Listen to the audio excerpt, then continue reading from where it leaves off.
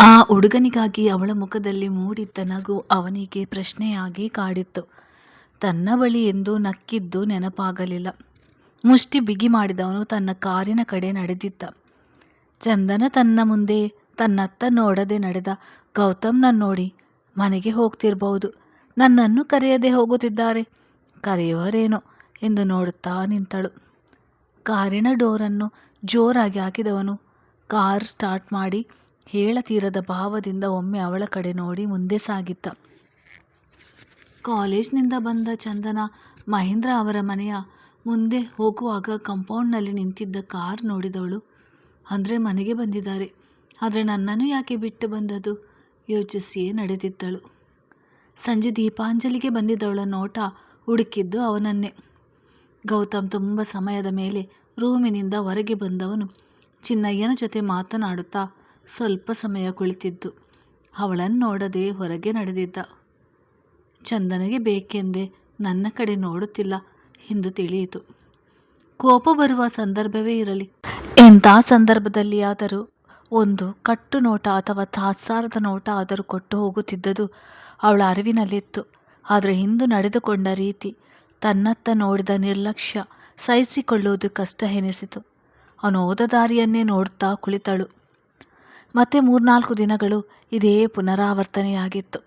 ಬೆಳಗಿನ ತುಳಸಿ ಪೂಜೆಯ ಸಮಯದಲ್ಲಿ ಅವನು ನಿಲ್ಲುತ್ತಿದ್ದ ಜಾಗ ಖಾಲಿಯಾಗಿರುವುದನ್ನು ನೋಡಿ ಆ ಕ್ಷಣ ಚಂದನನ ಕಣ್ಣುಗಳು ತುಂಬುತ್ತಿತ್ತು. ಗೌತಮ್ಗೆ ಅವಳನ್ನು ನೋಡದೆ ದೂರ ಉಳಿಯುವುದು ಉಸಿರು ಬಿಗಿ ಹಿಡಿದಂತೆ ಎನಿಸುತ್ತಿತ್ತು. ಆದರೂ ಅವಳ ಕಡೆ ನೋಡಲಾರ. ಪ್ರತಿ ಕ್ಷಣವೂ ಕಾಲೇಜಿನ ಮುಂದೆ ನೋಡಿದ ದೃಶ್ಯ ಅವನ ಮನಸ್ಸನ್ನು ಕಲ್ಲು ಮಾಡುವತ್ತ ಸಾಗಿತು. ಹಿಂದಿನಂತೆ ಮನೆಯಲ್ಲಿ ಅವನ ಕೋಪ ತಾಪದ ಬಿಸಿ ಎಲ್ಲರನ್ನೂ ತಟ್ಟಿತ್ತು. ಎಲ್ಲರ ನೋಟ ಇಂದ್ರಾಣಿ ಕಡೆಗೆ. ಆಕೆ ಇರುವುದು ಇಷ್ಟ ಇಲ್ಲ, ಅದಕ್ಕೆ ಹೀಗೆಲ್ಲ ಆಡುತ್ತಿದ್ದಾನೆ ಎಂದು. ಅಂದು ದೀಪಾಂಜಲಿಗೆ ಬಂದ ಚಂದನ ಲಾನ್ನಲ್ಲಿ ಕುಳಿತಿದ್ದ ಗೌತಮ್ನ ನೋಡಿ ಅವನ ಬಳಿಗೆ ನಡೆದಿದ್ದಳು. ಅವಳನ್ನು ನೋಡಿದರೂ ನೋಡದಂತೆ ತನ್ನ ಕೆಲಸದ ಕಡೆ ಗಮನ ಕೊಟ್ಟಿದ್ದ. ಅದನ್ನು ಗಮನಿಸುತ್ತಲೇ ಅವಳ ಕಣ್ಣುಗಳು ತುಂಬಿತ್ತು. ಮೆಲ್ಲಗೆ ಕೇಳಿದಳು, ಯಾಕೆ ನೀವು ನನ್ನನ್ನು ಬೈಯುತ್ತಲೇ ಇಲ್ಲ? ಅವನು ಮಾತನಾಡಿಸುತ್ತಿದ್ದ ಪ್ರತಿಯೊಂದು ಮಾತು ಹೆಚ್ಚು ಕಡಿಮೆ ಆಗಿಯೇ ಇರುತ್ತಿತ್ತು. ಬಂದು ಕುಳಿತುಕೋ ಎಂದು ಹೇಳುವುದೇ ಆಗಲಿ, ಕಾಳಜಿ ತುಂಬಿದ ಮಾತುಗಳೇ ಆಗಲಿ ಅವನು ದನಿ ಎತ್ತರಿಸಿ ಮುಖ ಗಂಟು ಹಾಕಿಕೊಂಡೇ ಹೇಳುತ್ತಿದ್ದದು. ಅವಳು ಹೇಳಿದ ರೀತಿಗೆ ಅವಳ ಕಡೆ ನೋಡಿದ. ಕಣ್ಣುಗಳು ನೋಡಲು ತವಕಿಸುವ ದೃಶ್ಯ. ಬೇಯುತ್ತಿದ್ದ ಮನ ಒಂದು ಕ್ಷಣ ತಂಪಾಗಿತ್ತು. ತಾತನಿಗಾಗಿ ಬಂದಿದ್ಯಾ? ನಿನ್ನ ಕೆಲಸ ಎಷ್ಟಿದೆಯೋ ಅದನ್ನು ಮಾಡು, ನನ್ನ ವಿಷಯಕ್ಕೆ ಬರಬೇಡ. ಹೊರಟಾಕಿ ಹೇಳಿ ಎದ್ದು ಮನೆಯ ಕಡೆ ನಡೆದಿದ್ದ. ರೂಮಿಗೆ ಬಂದವನ ಮನ ಅಸಹನೆ ಅಸಮಾಧಾನದ ಗೂಡಾಗಿತ್ತು. ಅಂದು ಮಾತನಾಡುತ್ತಿದ್ದವನ ಎದುರು ಅಳುತ್ತಿದ್ದಳು. ಈ ದಿನ ಮಾತನಾಡಿಸುತ್ತಿದ್ದವನ ಎದುರು ಎಷ್ಟು ನಗುತ್ತಿದ್ದಳು. ನನ್ನ ಮುಂದೆ ನಡೆದುಕೊಳ್ಳುವುದೆಲ್ಲ ನಾಟಕ. ನನ್ನ ಲೈಫ್ ಸ್ಟೈಲ್ ಎಷ್ಟು ಚೆನ್ನಾಗಿತ್ತು, ಯಾಕಾಗಿ ಬಂದಳು? ಅವಳು ಅನಿವಾರ್ಯ ಅನ್ನುವ ಸ್ಥಿತಿಗೆ ತಂದಿಟ್ಟಳು. ಹೆಣ್ಣಿನ ಪರಿಚಯ, ಸ್ನೇಹ ನೋವಿಗೆ ಮೂಲ. ಡ್ಯಾಡಿ ಹೇಳುತ್ತಿದ್ದ ಮಾತುಗಳು ನಿಜ. ಇನ್ನಿವಳಿಂದ ದೂರವೇ ಇರಬೇಕು ನಿರ್ಧರಿಸಿದ ಮೇಲೆ ಸಮಾಧಾನವೆನಿಸಿತು. ನೋಡಿದರೆ ತಾನೇ ಸಮಸ್ಯೆ, ನೋಡದೆ ದೂರ ಉಳಿದಿದ್ದ. ಗೌತಮ್ ಆ ರೀತಿ ಅವಳಿಂದ ದೂರ ಉಳಿದು ಅನುಭವಿಸುತ್ತಿದ್ದ ಮಾನಸಿಕ ಯಾತನೆ ಅವನಿಗೆ ಮಾತ್ರ ಅರಿವಾಗುತ್ತಿತ್ತು. ತನ್ನ ಮನಸಾಕ್ಷಿಯ ಮುಂದೆ ತಾನೇ ನಟಿಸುತ್ತಿದ್ದ ಅರಿವಾಗದಂತೆ ಪ್ರತಿ ಕ್ಷಣ ಅದೇ ದೃಶ್ಯದ ನೆನಪು ಮಾಡಿಕೊಂಡು ಇದ್ದ ರೋಷಕ್ಕೆ ಮತ್ತಷ್ಟು ಮಗದಷ್ಟು ಸೇರಿಸ್ತಾ ಉಳಿದಿದ್ದ. ಇದರ ನಡುವೆ ಪದ್ಮ ಹಾಗೂ ಇಂದ್ರಾಣಿ ಅವರ ನಡುವೆ ಒಳ್ಳೆಯ ಸ್ನೇಹ ಬೆಳೆದಿತ್ತು. ಪದ್ಮ ಅವರದು ಹೆಚ್ಚು ಕೆದಕಿ ಕೇಳುವ ಸ್ವಭಾವವಲ್ಲ. ಹಾಗಾಗಿ ಸ್ನೇಹಕ್ಕೆ, ಎರಡು ಮನೆಯ ಬಾಂಧವ್ಯಕ್ಕೆ ಯಾವ ವಿಷಯಗಳು ಅಡೆತಡೆ ಆಗಲಿಲ್ಲ. ತುಂಬ ದಿನಗಳ ನಂತರ ಹುಷಾರಾಗಿದ್ದ ಜಾನಿ ಮನೆಗೆ ಬಂದಿತ್ತು. ಗೌತಮ್ ಅದರ ಜೊತೆ ಸಮಯ ಕಳೆಯುತ್ತಾ ಎಲ್ಲವನ್ನು ಮರೆಯುವ ಪ್ರಯತ್ನ ಮಾಡಿದ್ದ. ಇಂದ್ರಾಣಿ ಅವರಿಗೆ ನಾಯಿಗಳೆಂದರೆ ಸ್ವಲ್ಪ ಭಯ ಇದ್ದ ಕಾರಣ ಮಹೇಂದ್ರ ಅವರು ಜಾನಿಯನ್ನು ಹೆಚ್ಚು ಸಮಯ ಅದಕ್ಕೆಂದು ನಿರ್ಮಿಸಿದ್ದ ಪುಟ್ಟ ಶೆಡ್ಡಿನಲ್ಲಿ ಇರಿಸುತ್ತಿದ್ದರು. ಒಂದೆರಡು ಬಾರಿ ಬಂದ ಚಂದನ ಜಾನಿಯನ್ನು ನೋಡಿ ಸದ್ಯ ಹೊರಗೆ ಬಿಟ್ಟಿಲ್ವಲ್ಲ, ಆದರೂ ಭಯ ಎನಿಸಿ ಇನ್ನು ಮುಂದೆ ಒಳಗೆ ಬರುವ ಮೊದಲು ವಾಚ್ಮ್ಯಾನ್ ಅನ್ನು ವಿಚಾರಿಸಿಕೊಂಡು ಬರಬೇಕು ಎಂದುಕೊಂಡಿದ್ದಳು. ಅದರಂತೆ ದೀಪಾಂಜಲಿ ಬಳಿ ಒಳಬರುವ ಮುನ್ನ ವಾಚ್ಮ್ಯಾನ್ ಬಳಿ ಜಾನಿಯನ್ನು ಬಿಟ್ಟಿದ್ದಾರೆಯೇ ಇಲ್ಲವೇ ಎಂದು ತಿಳಿದುಕೊಂಡು ಬರುತ್ತಿದ್ದಳು. ಅಂದು ಬಂದ ಚಂದನ ಎದುರಾದ ಚಿನ್ನಯ್ಯನ ಬಳಿ ಆಂಟಿ ಇದ್ದಾರಾ ಎಂದಿದ್ದಳು. ತಾತ ಅವರು ಹೊರಗೆ ಹೋಗಿದ್ದಾರೆ, ಗೌತಮ್ ಮಾತ್ರ ಇರೋದು. ಹಾಲು ಖಾಲಿಯಾಗಿದೆ, ನೋಡಿಕೊಳ್ಳಲಿಲ್ಲ, ಹೋಗಿ ತಂದು ಬಿಡುತ್ತೇನೆ, ನೀನು ಇಲ್ಲೇ ಇರು ಎಂದು ಹೇಳಿ ನಡೆದಿದ್ದರು. ಒಂದೇ ಉಸಿರಿಗೆ ಒಳಗೆ ಬಂದವಳು ಗೌತಮ್ ರೂಮಿನ ಕಡೆ ನೋಡಿದಳು. ರೂಮಿನ ಒಳಗೆ ಕಾಲಿಟ್ಟವಳು ಕೇಳಬೇಕೆಂದಿದ್ದ ಮಾತು ಮರೆತು ಅವನನ್ನೇ ಕಣ್ಣು ತುಂಬಿಕೊಳ್ಳುತ್ತಾ ನಿಂತಳು. ಅಷ್ಟೇ ಸಾಕಾಗಿತ್ತು ಅವಳಿಗೆ. ಹಣೆ ಒತ್ತಿ ಹಿಡಿದುಕೊಂಡು ಸೋಫಾಕ್ಕೆ ಹೊರಗೆ ಕುಳಿತಿದ್ದ ಗೌತಮ್ ಬಳೆಗಳ ಸದ್ದಿಗೆ ಕಣ್ಣು ತೆರೆದು ನೋಡಿದ. 3 ದಿನದಿಂದ ನೋಡದೆ ಉಳಿಯಲು ಹರಸಾಹಸ ಪಟ್ಟಿದ್ದ. ಅವಳನ್ನು ಹಾಗೆ ನೋಡುತ್ತಲೇ ಮಾಡಿಕೊಂಡಿದ್ದ ನಿರ್ಧಾರ ಅವನಿಂದ ಸರಿದಿತ್ತು. ಬಳಿ ಬಂದವನು ಮರುಕ್ಷಣವೇ ಅವಳು ಆ ಹುಡುಗನೊಂದಿಗೆ ಮಾತನಾಡುತ್ತಿದ್ದ ನಗುಮುಖ ನೆನಪಾಗಿ, ನೀನು ಯಾಕೆ ಬಂದಿದ್ದು ಎಂದಿದ್ದ. ತುಂಬ ಇಳಿದು ಹೋದಂತೆ ಕಾಣುತ್ತಿದ್ದ ಅವಳ ನೋಡಿ ಬೇರೆ ಏನೂ ಹೇಳಲಾಗದೆ ಚಂದನ ಏನು ಹೇಳದೆ ನಿಂತಳು. ಗೌತಮ್ ಮತ್ತೆ ತಾಳ್ಮೆಯಿಂದ ಅದೇ ಪ್ರಶ್ನೆ ಕೇಳಿದ. ಉತ್ತರಕ್ಕೆ ಬದಲಾಗಿ ಅವಳ ಕಣ್ಣಿನಿಂದ ಹನಿಗಳು ಜಾರಿದ್ದವು. ಅವುಗಳ ನಡುವೆ ನೀವು ಸಿಗಲೇ ಇಲ್ಲ ಮೆಲ್ಲಗೆ ಹೇಳಿದಳು. ಯಾಕೆ ಸಿಗಬೇಕು? ನಿನಗೇನಾಗಬೇಕು? ನಾನು ಗೆಟ್ ಔಟ್. ಇನ್ನು ಮುಂದೆ ನನ್ನ ಮನೆಯಲ್ಲಿ ನಿನ್ನ ಮುಖ ನೋಡುವುದಕ್ಕೆ ಇಷ್ಟಪಡಲ್ಲ. ನಾನೇನು ಮಾಡಿದೆ? ನಿನ್ನಂಥ ನಾಲಾಯಕ್ ಹುಡುಗಿ ಪ್ರಶ್ನೆಗೆ ಉತ್ತರಿಸಬೇಕಾದ ಅವಶ್ಯಕತೆ ಇಲ್ಲ. ಇನ್ನು ಮುಂದೆ ಬರಬೇಡ ಅಷ್ಟೆ. ತೋಳು ಹಿಡಿದು ರೂಮಿನಿಂದ ಹೊರಗೆ ತಂದು ಬಿಟ್ಟವನು ಕಿವಿ ಮುಚ್ಚಿಕೊಳ್ಳುವಷ್ಟು ಜೋರಾಗಿ ರೂಮಿನ ಬಾಗಿಲು ಹಾಕಿದ. ಅದೇ ಸಮಯಕ್ಕೆ ಒಳಗೆ ಬಂದ ಚಿನ್ನಯ್ಯ ಅದನ್ನು ನೋಡಿದವನು, ಈ ಗೌತಮ್ಗೆ ಏನಾಗಿದೆ? 5-6 ದಿನದಿಂದ ಹೀಗೆ ಎಲ್ಲರ ಮೇಲೂ ಸಿಡಿಯುತ್ತಾನೆ. ಈಗ ಎಲ್ಲ ಕೋಪ ಆ ಹುಡುಗಿಯ ಮೇಲೆ ತೀರಿಸಿಕೊಂಡ ಎನಿಸ್ತದೆ ಎಂದುಕೊಂಡರು. ಅದರ ಮುಂದೆ ಚಂದನ ಕಣ್ಣೀರು ಒರೆಸಿಕೊಂಡು ಹೋದದ್ದು ನೋಡಿ ಬೇಸರಿಸಿಕೊಂಡರು. ಚಂದನ ಮನೆಗೆ ಬರುವುದು ಕಡಿಮೆಯಾದಾಗ ಇಂದ್ರಾಣಿ ಅವರು ವೆಂಕಟಾದ್ರಿಗೆ ಬಂದು ಚಂದನನ್ನು ಮಾತನಾಡಿಸಿಕೊಂಡು ಹಾಗೆ ಪದ್ಮ ಅವರ ಜೊತೆ ಸಮಯ ಕಳೆದು ಹೊರಡುವ ಅಭ್ಯಾಸ ಮಾಡಿಕೊಂಡಿದ್ದರು. ದಿನಗಳು ಕಳೆದರೂ ಮನೆಯಲ್ಲಿನ ವಾತಾವರಣದಲ್ಲಿ ಯಾವ ಬದಲಾವಣೆಯೂ ಇರಲಿಲ್ಲ. ಮಹೇಂದ್ರ ಅವರ ಆರೋಗ್ಯ ಸ್ವಲ್ಪ ಮಟ್ಟಿಗೆ ಹದಗೆಟ್ಟಿತ್ತು. ಮಾತುಗಳ ನಡುವೆ ಇಂದ್ರಾಣಿ ಅವರ ಜೊತೆ, ಆ ಮಗು ಚಂದನ ಬರ್ತಾನೇ ಇಲ್ಲ ಮನೆಗೆ, ಗೌತಮ್ ಏನಾದರೂ ಅಂದಿರಬಹುದು ಎಂದಾಗ ಅವರಿಗೆ ಅಂದು ತಮ್ಮ ಜೊತೆ ಅವಳು ಮಾತನಾಡುವಾಗ ಕೋಪ ಮಾಡಿಕೊಂಡಿದ್ದು ನೆನಪಾಗಿ ಹೌದು ಎನ್ನುವಂತೆ ತಲೆ ಆಡಿಸಿದರು. ಅದೇ ಸಮಯಕ್ಕೆ ಪದ್ಮ ಅವರು ಬಂದಾಗ ಎದ್ದು ನಿಂತವರು ನಗುತ್ತಲೇ ಸ್ವಾಗತಿಸಿ, ಏನು ತುಂಬ ಬಿಡುವು ಮಾಡಿಕೊಂಡು ಬಂದು ಬಿಟ್ಟಿದ್ದೀರಾ ಎನ್ನುತ್ತಾ ಕುಳಿತುಕೊಳ್ಳಲು ಆಸನದ ಕಡೆ ಕೈ ತೋರಿಸಿದರು. ಮೊದಲಿಗೆ ಮೂವರ ನಡುವೆ ಔಪಚಾರಿಕ ಮಾತುಕತೆ ನಡೆದಿತ್ತು. ನಂತರ ಪದ್ಮ ಅವರು ಬಂದ ವಿಷಯದ ಬಗ್ಗೆ ಪೀಠಿಕೆ ಹಾಕಿ ಇಂದ್ರಾಣಿ ಅವರಿಗೆ ನಿಮ್ಮಿಂದ ಒಂದು ಸಹಾಯ ಆಗಬೇಕಿತ್ತು ಎಂದಿದ್ದರು. ಇಂದ್ರಾಣಿ ಅವರು ಏನು ಹೇಳಿ, ನನ್ನಿಂದ ಆಗಿದ್ದರೆ ಖಂಡಿತ ಮಾಡ್ತೇನೆ ಎಂದಿದ್ರು. ಪದ್ಮ ಅವರು ನಾಳೆ ನಾನು ಮತ್ತು ನಮ್ಮ ಯಜಮಾನರು ಹಾಗೆ ದೊಡ್ಡ ಮಗಳು ಡೆಲ್ಲಿಗೆ ಹೋಗ್ತಾ ಇದ್ದೇವೆ. ಬರಲು 2 ದಿನ ಆಗುತ್ತದೆ. ಚಿಕ್ಕ ಮಗಳು ಅವಳ ಫ್ರೆಂಡ್ ಮನೆಯಲ್ಲಿ ಉಳಿದುಕೊಳ್ತಾಳೆ. ಅವಳನ್ನು ನಂಬಿ ಚಂದನನ್ನು ಅವಳ ಜೊತೆ ಕಳಿಸಲು ಇಷ್ಟ ಆಗ್ತಿಲ್ಲ. ಚಿಕ್ಕ ಮಗಳಿಗೆ ಸ್ವಲ್ಪ ಜವಾಬ್ದಾರಿ ಕಡಿಮೆ. ನಿಮ್ಮ ಅಭ್ಯಂತರ ಇಲ್ಲದಿದ್ದರೆ 2 ದಿನ ಚಂದನನ್ನು ನಿಮ್ಮ ಮನೆಯಲ್ಲಿ ಇರಿಸಿಕೊಳ್ತೀರಾ? ಇನ್ನು 3 ದಿನದಲ್ಲಿ ಅವಳ ಎಕ್ಸಾಮ್ ಇದೆ. ಜೊತೆಯಲ್ಲಿ ಕರೆದುಕೊಂಡು ಹೋಗುವ ಹಾಗೂ ಇಲ್ಲ. ಅಲ್ಲಿ ಹೋದ ಮೇಲೆ 1 ದಿನ ಹೆಚ್ಚು ಕಡಿಮೆ ಆಗ್ಬೋದು ಎಂದಿದ್ದರು. ಇಂದ್ರಾಣಿ ಅವರು ಮಹೇಂದ್ರ ಅವರ ಕಡೆ ನೋಡಿದಾಗ ಅವರು, ಅದಕ್ಕೇನಂತೆ, ಚಂದನ ನಮ್ಮ ಮನೆಯಲ್ಲಿ ಇರುವುದು ಸಂತೋಷದ ವಿಷಯವೇ. ಆ ಮಗು ನಮಗೆ ತುಂಬ ಚೆನ್ನಾಗಿ ಹೊಂದಿಕೊಂಡಿದೆ ಎಂದಿದ್ದರು. ಇಂದ್ರಾಣಿ ಅವರು ನಾಳೆ ಎಷ್ಟು ಗಂಟೆಗೆ ಹೊರಡ್ತೀರಾ ಎಂದಾಗ ಬೆಳಗಿನ ಜಾವ 4ರ ಹೊತ್ತಿಗೆ ಹೊರಡ್ತೇನೆ ಎಂದಿದ್ದರು. ಇಂದ್ರಾಣಿ ಅವರು ಹಾಗಿದ್ದರೆ ಇಂದು ಸಂಜೆಯೇ ಇಲ್ಲಿಗೆ ಕಳಿಸಿಬಿಡಿ, ನಾನೇ ಬಂದು ಕರೆದುಕೊಂಡು ಬರ್ತೇನೆ ಎಂದಾಗ ಪದ್ಮ ಅವರಿಗೂ ಅದೇ ಸರಿ ಎನಿಸಿತು. ಗಂಡನ ಜೊತೆ ದೀರ್ಘವಾಗಿ ಚರ್ಚಿಸಿಯೇ ಈ ನಿರ್ಧಾರಕ್ಕೆ ಬಂದಿದ್ದರು. ಗೌತಮ್ ಬಗ್ಗೆ ಅವರ ಮನದಲ್ಲಿ ಕೆಟ್ಟ ಯೋಚನೆ ಮೂಡಲಿಲ್ಲ. ಎಲ್ಲ ಕಡೆ ಅವನ ಬಗ್ಗೆ ಒಳ್ಳೆಯ ಅಭಿಪ್ರಾಯವೇ ಸಿಕ್ಕಿದ್ದದು. ಮಹೇಂದ್ರ ಅವರ ಜೊತೆಗೆ ಇಂದ್ರಾಣಿ ಅವರು ಇರುವಾಗ ಏನು ಭಯ ಎನಿಸಿತು. ಚಂದನಗೆ ತನ್ನ ದೊಡ್ಡಮ್ಮನಿಂದ ವಿಷಯ ತಿಳಿದಾಗ ಒಂದು ಕ್ಷಣ ಸಂತೋಷ ಮೂಡಿದರು. ಮರುಕ್ಷಣವೇ ಗೌತಮ್ ರೂಬಿನ ಬಾಗಿಲು ಹಾಕಿಕೊಂಡ ರೀತಿ ನೆನಪಾಗಿ ಅವರು ಮನೆಗೆ ಬರಬೇಡ ಎಂದು ಹೇಳಿದ ಮೇಲೂ ಹೇಗೆ ಅವರ ಕಣ್ಮುಂದೆ ಓಡಾಡುತ್ತಾ ಇರುವುದು ಯೋಚಿಸುತ್ತಲೇ ಬೇರೆ ಆಯ್ಕೆ ಇಲ್ಲ ಎನಿಸಿದಾಗ ಒಪ್ಪಿಕೊಂಡಿದ್ದಳು. ಕಾರಣ ತಿಳಿದುಕೊಳ್ಳುವ ನಿರ್ಧಾರ ಇನ್ನೂ ಅವಳನ್ನು ಬಿಟ್ಟು ಹೋಗಿರಲಿಲ್ಲ. ರಾತ್ರಿ ಊಟದ ನಂತರ ಪದ್ಮ ಅವರೇ ಚಂದನನ್ನು ದೀಪಾಂಜಲಿಗೆ ಕರೆತಂದು ಇಂದ್ರಾಣಿ ಅವರ ಜೊತೆ ಮತ್ತೊಮ್ಮೆ ಮಾತನಾಡಿ ಬಿಟ್ಟು ಹೋಗಿದ್ದರು. ರಾತ್ರಿ 9ರ ಸಮಯದಲ್ಲಿ ಮನೆಗೆ ಬಂದ ಗೌತಮ್ ತನ್ನ ಮನೆಯಲ್ಲಿ ಆ ಸಮಯದಲ್ಲಿದ್ದ ಚಂದನನ್ನು ನೋಡಿ ತಾತನ ಕಡೆ ಪ್ರಶ್ನಾರ್ಥಕವಾಗಿ ನೋಡಿದ. ಅವನನ್ನು ನೋಡುತ್ತಲೇ ಚಂದನ ಇಂದ್ರಾಣಿ ಅವರು ಉಳಿದುಕೊಂಡಿದ್ದ ರೂಮಿನ ಕಡೆ ನಡೆದಿದ್ದಳು. ಅವನ ಬಳಿ ಬಂದ ಮಹೇಂದ್ರ ಅವರು ವಿಷಯ ತಿಳಿಸಿದಾಗ ಇದೊಂದು ಬಾಕಿ ಇತ್ತು, ಬೈದುಕೊಂಡೇ ತಾತನಿಗೆ ಹುಷಾರಿಲ್ಲದ ಕಾರಣ ಹೆಚ್ಚಿಗೆ ಏನು ಹೇಳದೆ ತನ್ನ ರೂಮಿನ ಕಡೆ ನಡೆದಿದ್ದ. ಮುಂಜಾನೆ ಮಾಮೂಲಿ ಸಮಯಕ್ಕೆ ಎಚ್ಚರಗೊಂಡ ಗೌತಮ್ ಮುಂದಿನ ತೋಟದಲ್ಲಿ ಓಡಾಡುವ ಅಭ್ಯಾಸ ಇದ್ದುದರಿಂದ ಹೊರಗಡೆ ಎದ್ದು ಬಂದಿದ್ದ. ಮನಕ್ಕೆ ಚೇತೋಹಾರಿ ಎನಿಸುವಂಥ ದೃಶ್ಯ. ರಂಗೋಲಿ ಬಿಡುತ್ತಿದ್ದ ಚಂದನ ಗಾಳಿಗೆ ಮುಖಕ್ಕೆ ಮುತ್ತಿಕ್ಕುತ್ತಿದ್ದ ಮುಂಗುರುಳನ್ನು ಹಿಂದಕ್ಕೆ ತಳ್ಳುವ ಪ್ರಯತ್ನ ಮಾಡುತ್ತಾ ಬಿಡಿಸುತ್ತಿದ್ದ ರಂಗೋಲಿಯ ಕಡೆಗೆ ಪೂರ್ಣ ಗಮನ ಕೊಟ್ಟಿದ್ದಳು. ಅವಳ ಮುಖದ ತನ್ಮಯತೆ ಹೆಚ್ಚು ಆಕರ್ಷಣೀಯ ಎನಿಸಿತು. ನೋಡುತ್ತಾ ನಿಲ್ಲುವ ಬಯಕೆ. ಇದನ್ನು ಮೆಟ್ಟಿ ನಿಂತು ಅವಳ ಪಕ್ಕದಲ್ಲೇ ನಡೆದು ತೋಟದ ಕಡೆ ನಡೆದಿದ್ದ.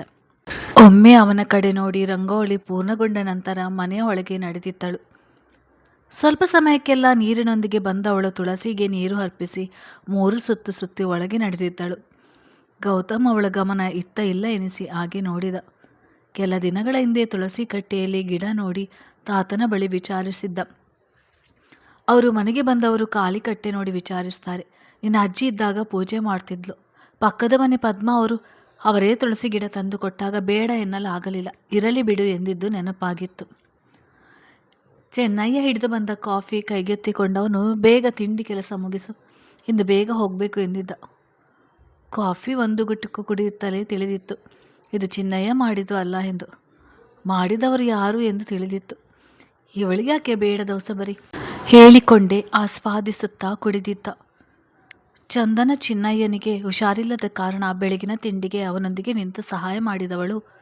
ಕಾಲೇಜಿಗೆ ಸಮಯವಾಗಿದ್ದ ಕಾರಣ ತಯಾರಾಗಲು ಇಂದ್ರಾಣಿ ಅವರ ರೂಮಿನ ಕಡೆ ನಡೆದಿದ್ದಳು.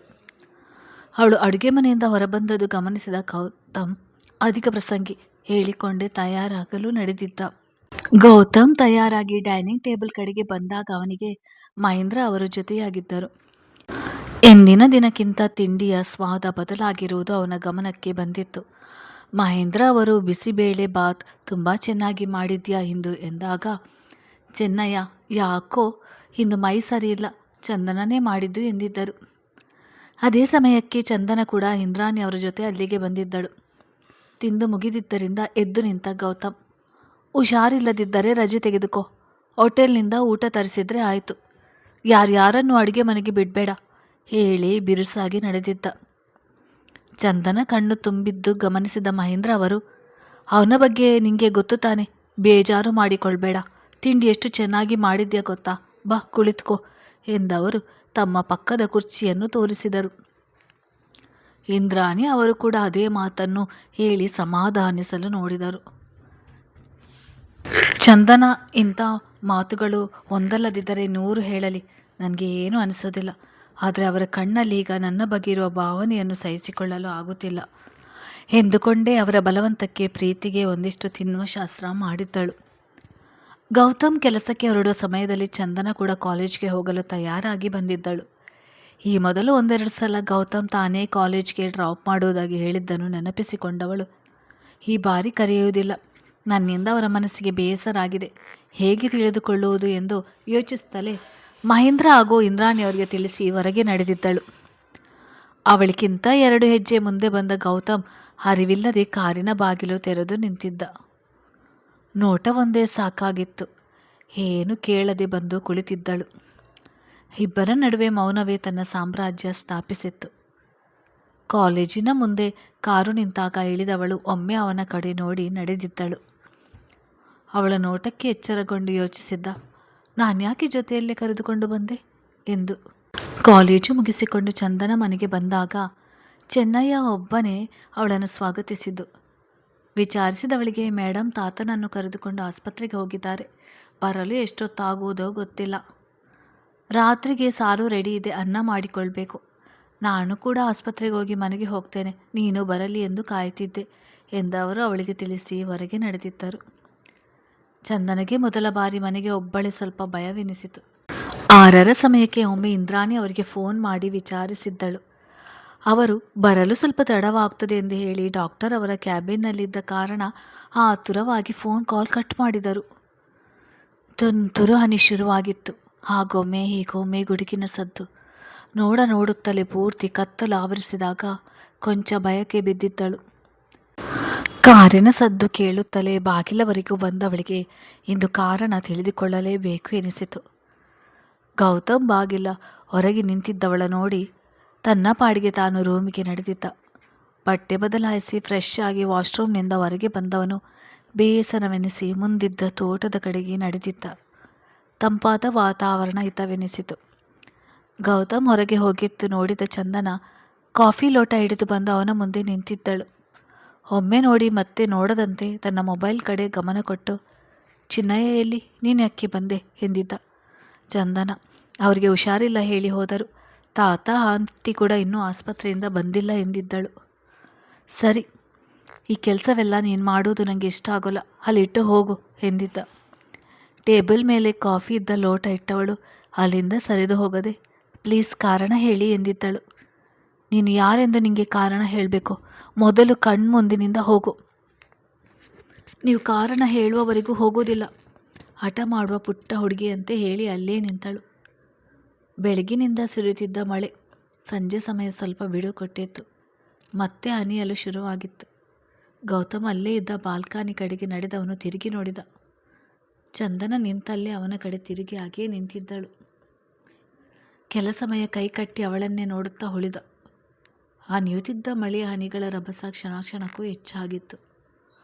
ಅವಳ ಆಟಕ್ಕೆ ಕೋಪಗೊಂಡ ಗೌತಮ್, ನೋಡು, ಈಗ ನೀನು ಈ ಮನೆಯ ಗೆಸ್ಟ್, ನಿನ್ನ ಜವಾಬ್ದಾರಿ ನನ್ನ ಮೇಲಿದೆ, ಸುಮ್ಮನೆ ಮನೆಯೊಳಗೆ ಹೋಗು, ಮಳೆಯಲ್ಲಿ ನೆನೆಯಬೇಡ ಎಂದಿದ್ದ. ನೀವು ಕಾರಣ ಹೇಳುವವರೆಗೂ ಇಲ್ಲಿಂದ ಹೋಗೋದಿಲ್ಲ. ಸರಿ, ನಾನು ನೋಡ್ತೀನಿ, ಅದೆಷ್ಟು ಹೊತ್ತು ನಿಂತಿರು. ಚಂದನ ಗುಡುಗಿನ ಸದ್ದಿಗೆ ಒಂದೆರಡು ಬಾರಿ ಬೆಚ್ಚಿ ಬಿದ್ದರು. ಅಲ್ಲಿಂದ ಒಂದು ಹೆಜ್ಜೆಯೂ ಮುಂದೆ ಇಡಲಿಲ್ಲ. ಗೌತಮ್ಗೆ ಅರಿವಾಗಿತ್ತು ಇನ್ನು ಅವಳು ಅಲ್ಲಿಂದ ಬರೋದಿಲ್ಲ ಎಂದು. ಕೊನೆಯ ಅಸ್ತ್ರ ಎನ್ನುವಂತೆ, ನೋಡು, ಈಗ ನೀನು ಮನೆಯೊಳಗೆ ಹೋಗದಿದ್ದರೆ ಜಾನಿಯನ್ನು ಹೊರಗೆ ಬಿಡಬೇಕಾಗ್ತದೆ ಎಂದಿದ್ದ. ಅವಳ ಮುಖದಲ್ಲಿ ಭಯ ಸ್ಪಷ್ಟವಾಗಿ ಮೂಡಿತು. ಆದರೆ ಚಂದನ ಅಲ್ಲಿಂದ ಸರಿಯುವ ಮನಸ್ಸಾಗಲಿಲ್ಲ. ನಿನಗೆ 2 ನಿಮಿಷ ಸಮಯ ಕೊಡ್ತೇನೆ, ಅಷ್ಟರೊಳಗೆ ಮನೆಯೊಳಗೆ ಹೋಗು, ಇಲ್ಲದೇ ಇದ್ದರೆ ನನಗೆ ಬೇರೆ ದಾರಿ ಇಲ್ಲದೆ ಜಾನಿಯನ್ನು ಹೊರಗೆ ಬಿಡಬೇಕಾಗ್ತದೆ, ಸಮಯ ಶುರು ಎಂದವನು ವಾಚ್ ಕಡೆ ನೋಡಿದ. ಚಂದನ ಜಾನಿ ಇದ್ದ ಶೆಡ್ಡಿನ ಕಡೆಗೊಮ್ಮೆ ನೋಡಿ ಉಗುಳು ನುಂಗಿದವಳು. ಅದೆಲ್ಲಿಂದ ಮೂಡಿತೋ ಕೆಟ್ಟ ಧೈರ್ಯ, ಒಂದೆಂಚು ಅಲ್ಲಿಂದ ಕದಲದೆ ನಿಂತು ಬಿಟ್ಟಳು. ಗೌತಮ್, 1 ನಿಮಿಷ ಆಯಿತು, ಇನ್ನು ನಿನಗೆ ಅವಕಾಶ ಇದೆ, ಮನೆಯೊಳಗೆ ಹೋಗು ಎಂದಿದ್ದ. ನೀವು ನಿಜ ಹೇಳೋವರೆಗೂ ಎಲ್ಲೂ ಹೋಗೋದಿಲ್ಲ, ತಲೆ ತಗ್ಗಿಸಿ ಮೆಲ್ಲಗೆ ಹೇಳಿದಳು. ಗೌತಮ್ಗೆ ಮಳೆಯ ಸದ್ದಿಗೆ ಅರೆಬರೆ ಕೇಳಿಸಿದರು. ಅವಳ ಮುಖಭಾವದಿಂದಲೇ ಅವಳ ನಿರ್ಧಾರ ಅವನಿಗೆ ಅರಿವಾಗಿತ್ತು. ಶೆಡ್ಡಿನ ಬಳಿಗೆ ಹೋದವನು ಕೊನೆಯ ಅವಕಾಶ ಎಂದಿದ್ದ. ಚಂದನ ತೊಟ್ಟಿದ್ದ ಬಟ್ಟೆಯನ್ನು ಮುಷ್ಟಿಯಲ್ಲಿ ಹಿಡಿದು ಹಾಗೇ ನಿಂತಿದ್ದಳು, ಒಂದು ಚೂರು ಚಲಿಸದೆ. ಗೌತಮ್, ನಾನು ನೋಡಿಯೇ ಬಿಡ್ತೇನೆ ಇವಳ ಪ್ರಾಮಾಣಿಕತೆಯನ್ನು ಎಂದುಕೊಂಡು ಬಾಗಿಲು ತೆರೆದಿದ್ದ. ಚಂದನಗೆ ತನ್ನತ್ತಲೇ ಬರುತ್ತಿದ್ದ ಜಾನಿಯನ್ನು ನೋಡಿ ಪ್ರಾಣ ಹೋದಂತೆ ಆಗಿತ್ತು. ಅಲ್ಲಿಂದ ಓಡುವ ನಿರ್ಧಾರವಂತೂ ಮಾಡಲಿಲ್ಲ. ಜಾನಿ ಬಂದು ಅವಳನ್ನು ನೋಡುತ್ತಾ ಅವಳ ಎದುರು ಕುಳಿತಿತ್ತು. ಮಹೇಂದ್ರ ಅವರ ಜೊತೆ ತುಂಬ ಸಲ ಅವಳ ಓಡಾಟ ನೋಡಿದ್ದರಿಂದ ಅವಳನ್ನು ಈ ಮನೆಯವಳೆ ಎಂದು ಗುರುತಿಸಿದ್ದ ಕಾರಣ ಅವಳ ಮೇಲೆ ಎರಗದೆ ಸುಮ್ಮನೆ ನೋಡುತ್ತಾ ಉಳಿದಿತ್ತು. ಆದರೆ ಅದರ ಹಲ್ಲುಗಳು ಕಣ್ಣುಗಳನ್ನು ನೋಡುತ್ತಲೇ ಅವಳ ಭಯ ಗಾಬರಿ ಮಿತಿಮೀರಿ ತಲೆ ತಿರುಗಿದಂತೆ ಎನಿಸಿ ನಿಂತಲ್ಲೇ ಕುಸಿದು ಬೀಳುತ್ತಿದ್ದಳು. ಅವಳನ್ನು ಗಮನಿಸುತ್ತಲೇ ಅಲ್ಲೇ ನಿಂತಿದ್ದ ಗೌತಮ್ ನೆಲಕ್ಕೆ ಬೀಳುವ ಮೊದಲೇ ತನ್ನ ತೋಳುಗಳಲ್ಲಿ ಬಳಸಿ ಹಿಡಿದಿದ್ದ. ಒದ್ದೆ ಬಟ್ಟೆಯಲ್ಲಿ ನಡುಗುತ್ತಿದ್ದವಳ ಕೆನ್ನೆ ತಟ್ಟಿ ಎಚ್ಚರಿಸಲು ನೋಡಿದವನು, ಪ್ರಜ್ಞೆ ಕಳೆದುಕೊಂಡಿದ್ದಾಳೆ ನಾಲಾಯಕ ಹುಡುಗಿ, ಇಷ್ಟೊಂದು ಗಂಭೀರವಾಗಿ ತೆಗೆದುಕೊಂಡಿದ್ದಾಳ ಹೇಳಿಕೊಂಡೇ ಅವಳನ್ನು ಎತ್ತಿಕೊಂಡು ಮನೆಯೊಳಗೆ ನಡೆದಿದ್ದ. ಹಿಂದೆ ಹೋಗಲು ನೋಡಿದ ಜಾನಿಗೆ ಮನೆಯ ಒಳಗಡೆ ಬರಬೇಡ ಎನ್ನುವಂತೆ ನೋಡಿ ಕತೆ ಮುಂದುವರಿಯುತ್ತದೆ.